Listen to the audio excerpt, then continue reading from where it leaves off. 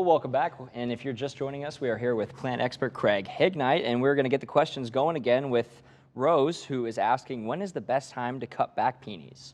Peonies, we are going to let them stand as long as possible. We will now not cut them down until frost takes them away in the fall. Then they can be cut down and put in the compost pile or wherever they're going to go. But every day that they stand, they're putting food down into next year's flowers. Let them stand as long as possible. All right, Bill is asking, why are the tomatoes staying green on the top?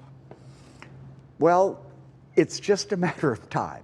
Tomatoes, I've seen a lot of tomatoes in the stores lately that actually what we have called green shoulders, where the whole tomato has ripened except right on the shoulders. And of course, you know, store-bought tomatoes are pretty green anyway. Just leave them on the vine and those shoulders will eventually ripen up. Alrighty, so Sebastiana wants to know, I was wondering when is the best time and product to feed raspberries and strawberries before the fall-winter season? Okay, the best time on the strawberries was about 2 months ago. We usually fertilize strawberries in mid-June. That is right after the June bearers have gotten done producing. I suppose you could put on a little bit of fertilizer now. The raspberries, they should be fertilized in the spring as they're starting to grow, and you lay the fertilizer along the side of the row to let the roots come out and find the fertilizer.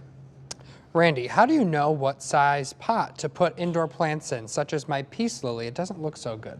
Well, the standard rule of thumb is that if you've got a plant that is not looking too good, first of all, I'm not sure I'd repot it until I could get it perked back up. It could be that you could have a root problem, but the standard rule of thumb is 2 to 3 inches larger on the pot. So you get about 1 to 1.5 inches of fresh soil around the outside of the plant when you do your repotting. And remember, we always like a drainage hole in the bottom of that pot.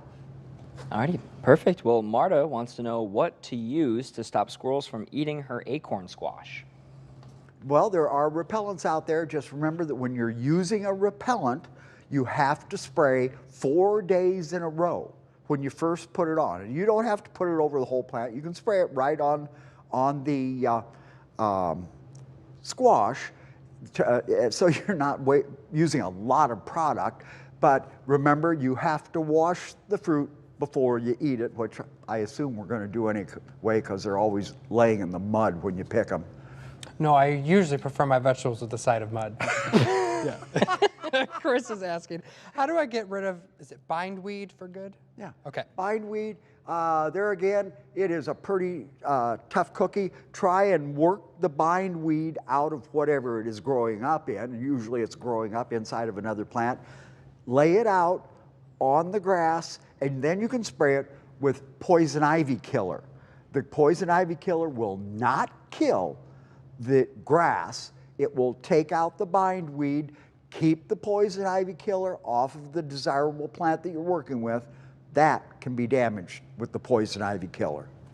Okay, well, Donna is wondering, can I stop sprouts of lilacs by using something to kill the roots?